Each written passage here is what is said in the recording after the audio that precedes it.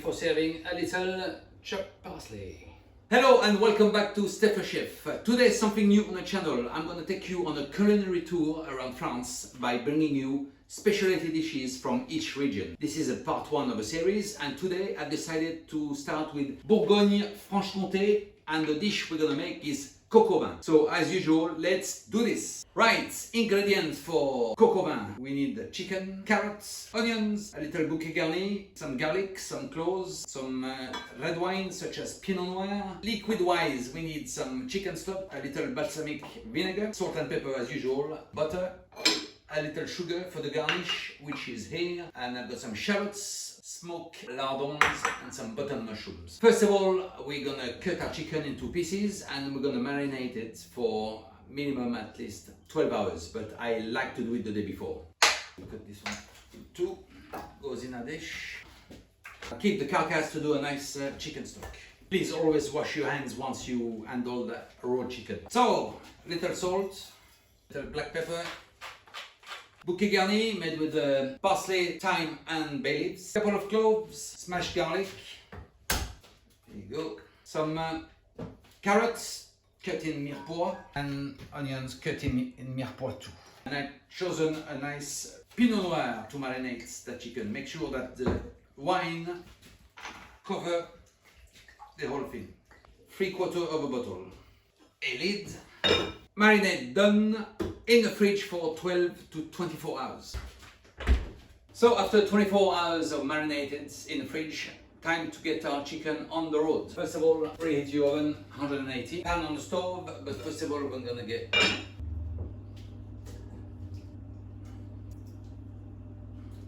on the stove, little olive oil in a pan, a little butter to give some color.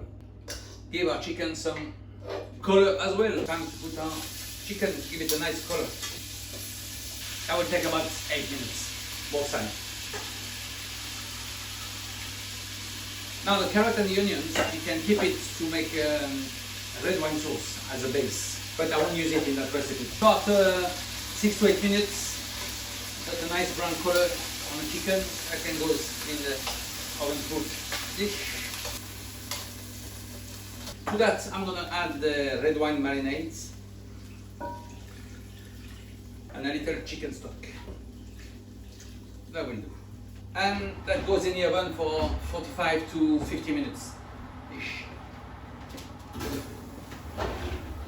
So while our chicken is cooking for 45 minutes, we're gonna get our garnish ready, which is the bacon, butter mushrooms and shallots. So I keep the pan that I pan fry the chicken, put it back on.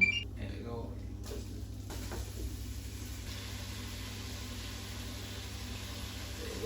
Right, I think my lardons are ready. They've got a nice color. Let's switch this one up, and I'm going to see if we get rid of all the fats.